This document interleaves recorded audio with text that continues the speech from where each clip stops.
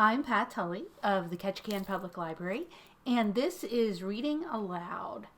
This evening I'll be reading a few stories by the British author Saki, who was born H. Munro in 1870. His stories are famous for their surprise endings, and that very much includes the first of the two stories that I'll be reading this evening. The Interlopers holds a special memory for me. When I was in the 8th grade in Cincinnati, Ohio, our English teacher, Mr. Heidelman, read stories to us from time to time. It's not easy to keep a class of 13-year-olds mesmerized, but Mr. Heidelman did it. So I'm not going to do the story that same justice, but here goes anyway. So, the Interlopers. In a forest of mixed growth somewhere on the eastern spurs of the Carpathians, a man stood one winter night watching and listening as though he waited for some beast of the woods to come within the range of his vision and later of his rifle. But the game for whose presence he kept so keen an outlook was none that figured in the sportsman's calendar as lawful and proper for the chase. Ulrich von Gradwitz patrolled the dark forest in quest of a human enemy. The forest lands of Gradwitz were of wide extent and well stocked with game. The narrow strip of precipitous woodland that lay on its outskirt was not remarkable for the game it harbored, or the shooting it afforded, but it was the most jealously guarded of all its owner's territorial possessions. A famous lawsuit in the days of his grandfather had wrested it from the illegal possession of a neighboring family of petty landowners. The dispossessed party had never acquiesced in the judgment of the courts, and a long series of poaching affrays and similar scandals had embittered the relationship between the families for 3 generations. The neighbor feud had grown into a personal one since Ulrich had come to be head of his family, and if there was a man in the world whom he detested and wished ill to, it was Georg Ziam, the inheritor of the quarrel and the tireless game snatcher and raider of the disputed border forest. The feud might perhaps have died down or been compromised if the personal ill will of the two men had not stood in the way. As boys, they had thirsted for one another's blood. As men, each prayed that misfortune might fall on the other, and this wind-scourged winter night, Ulrich had banded together his foresters to watch the dark forest, not in quest of four-footed quarry, but to keep a lookout for the prowling thieves who he suspected of being afoot from across the land boundary. The roebuck, which usually kept in the sheltered hollows during a storm wind, were running like driven things tonight, and there was a movement and unrest among the creatures that were wont to sleep through the dark hours. Assuredly there was a disturbing element in the forest, and Ulrich could guess the quarter from whence it came.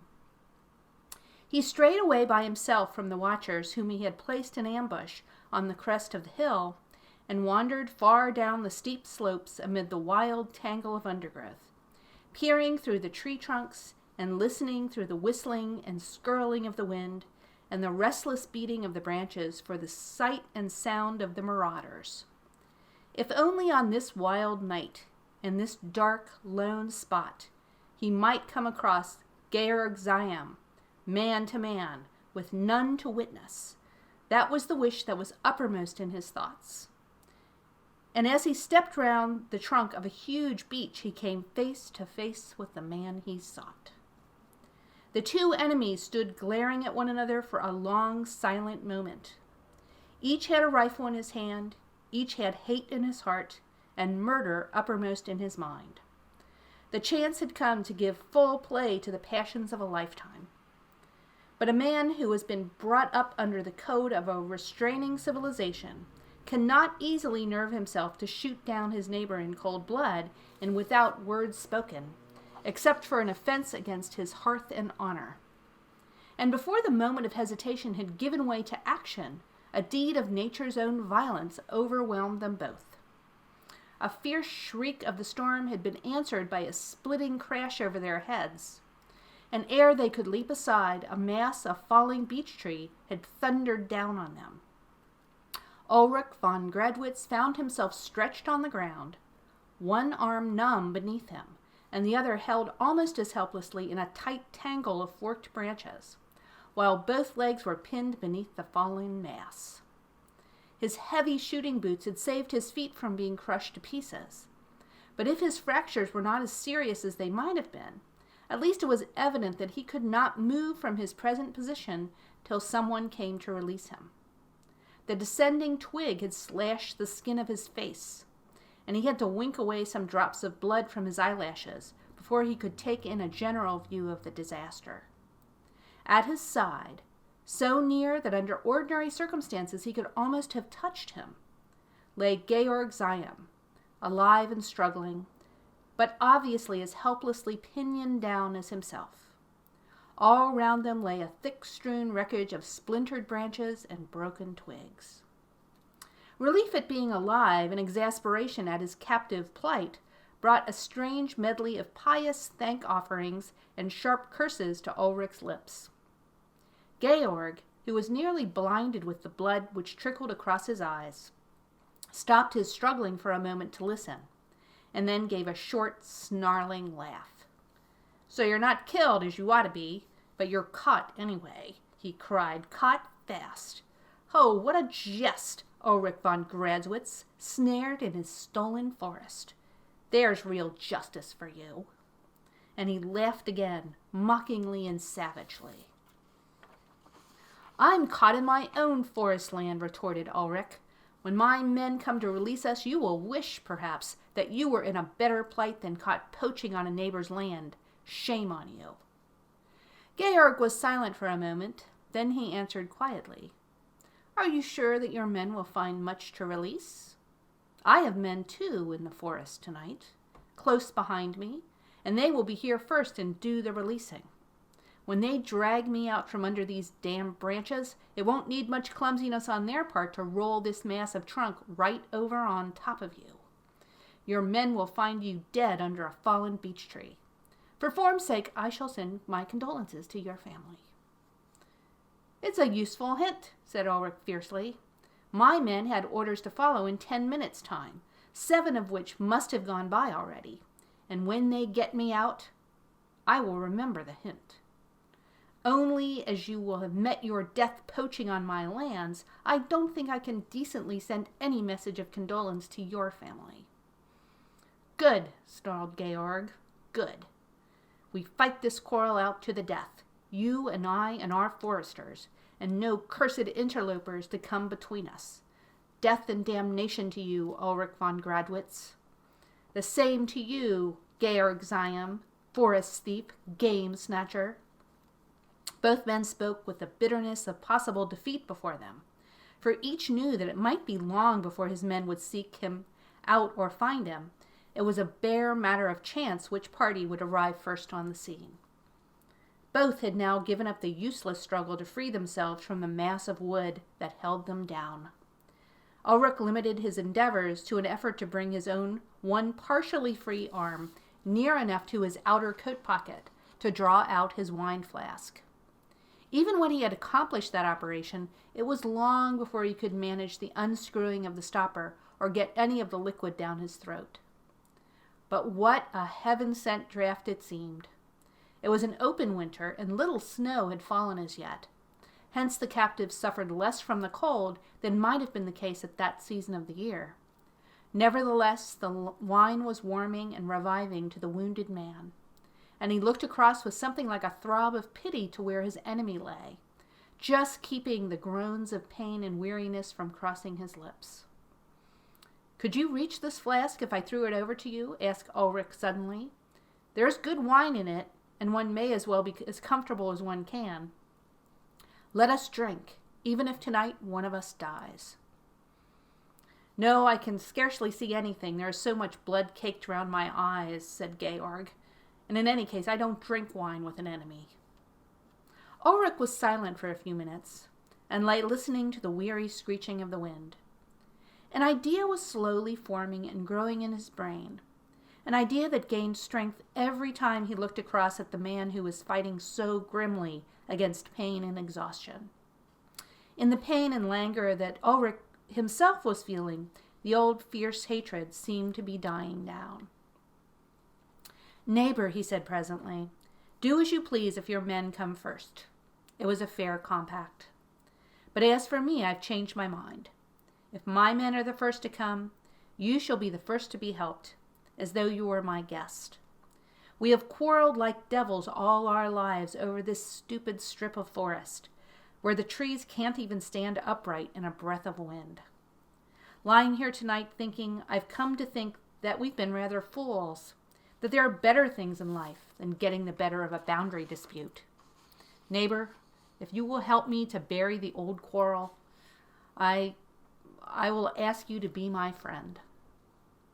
Georg Zinem was silent for so long that Ulrich thought, perhaps, he had fainted with the pain of his injuries.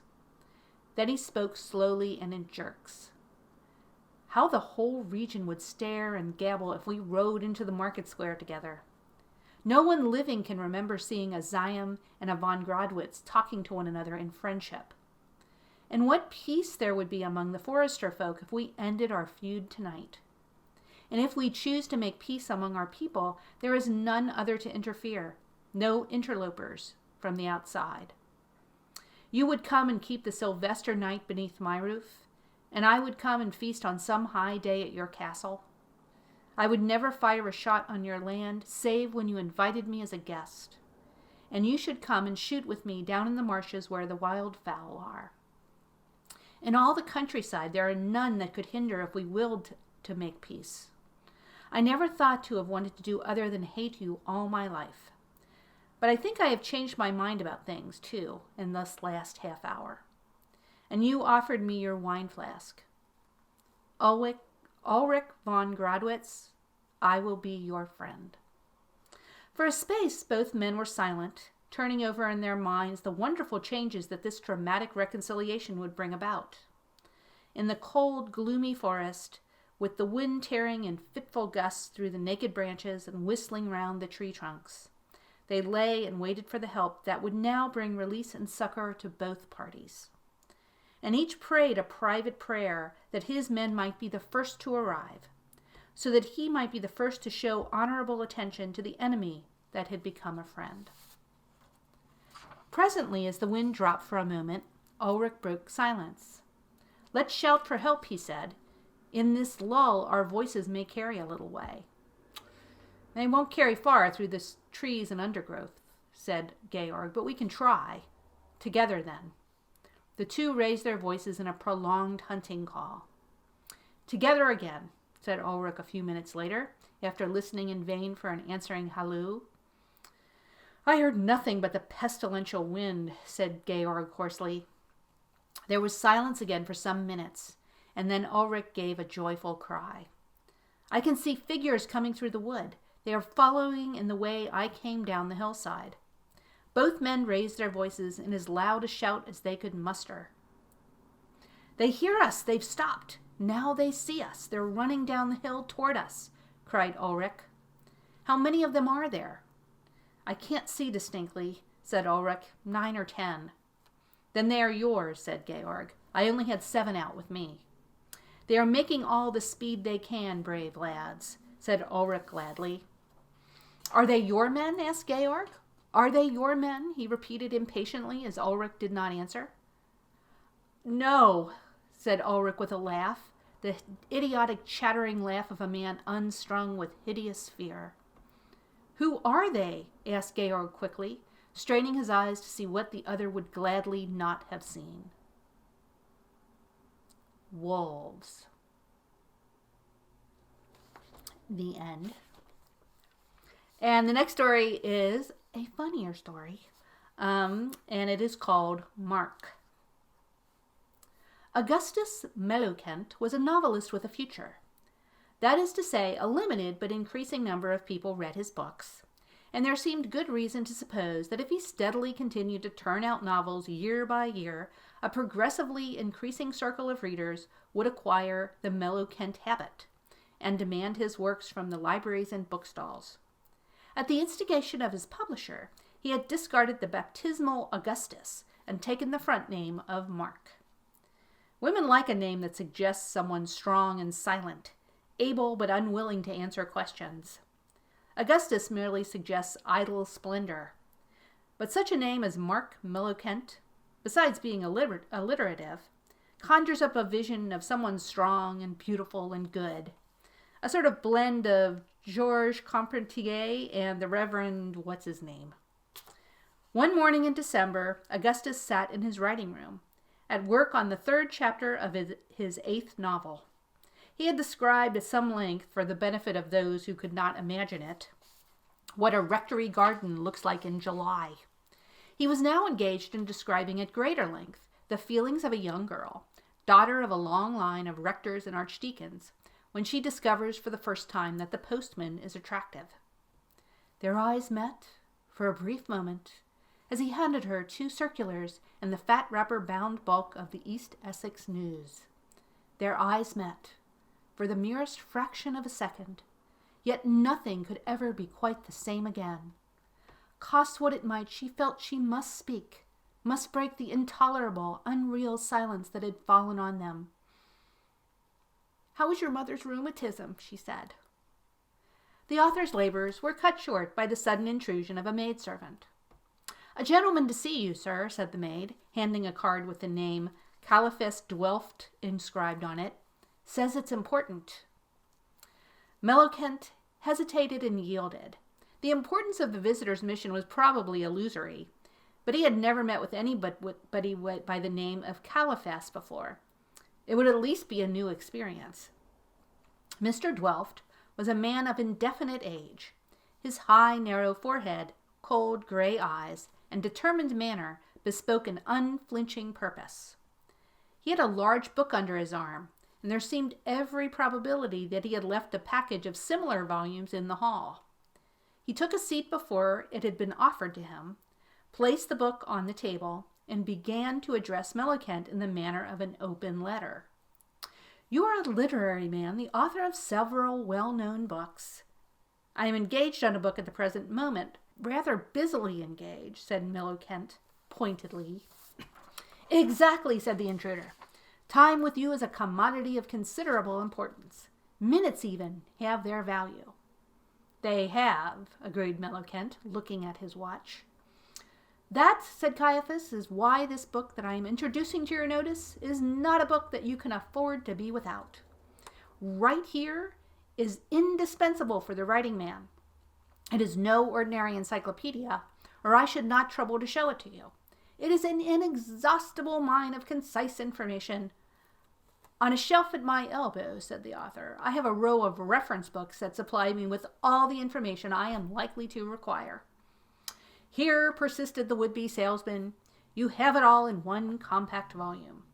No matter what the subject may be which you wish to look up, or the fact you desire to verify, right here gives you all that you would want to know in the briefest and most enlightening form. Historical reference, for instance. Career of John Huss, let us say. Here we are. Huss, John, celebrated religious reformer. Born 1369, burned at Constance 1415. The Emperor Sigismund, universally blamed." "If he had been burnt in these days, everyone would have suspected the suffragettes," observed Mellowkent. "Poultry keeping now," resumed Caiaphas. "That's a subject that might crop up in a novel dealing with English country life. Here we have all about it. The Leghorn as egg producer. Lack of maternal instinct in the Minorca. Gapes in chickens, its causes and cure. Ducklings for the early market, how fattened. There, you see, there it all is, nothing lacking. Except the maternal instinct in the Minorca, and that you could hardly be expected to supply. Sporting records, that's important too. Now how many men, sporting men even, are there who can say offhand what horse won the Derby in any particular year? Now it's just a little thing of that sort." "My dear sir," interrupted Mellowkent, "there are at least 4 men in my club who can not only tell me what horse won in any given year, but what horse ought to have won and why it didn't. If your book could supply a method for protecting one from information of that sort, it would do more than anything you have yet claimed for it." Geography, said Caiaphas imperturbably. That's a thing that a busy man writing at high pressure may easily make a slip over. Only the other day a well-known author made the Volga flowing to the Black Sea instead of the Caspian. Now with this book, on a polished rosewood stand behind you, there reposes a reliable and up-to-date atlas, said Millicent.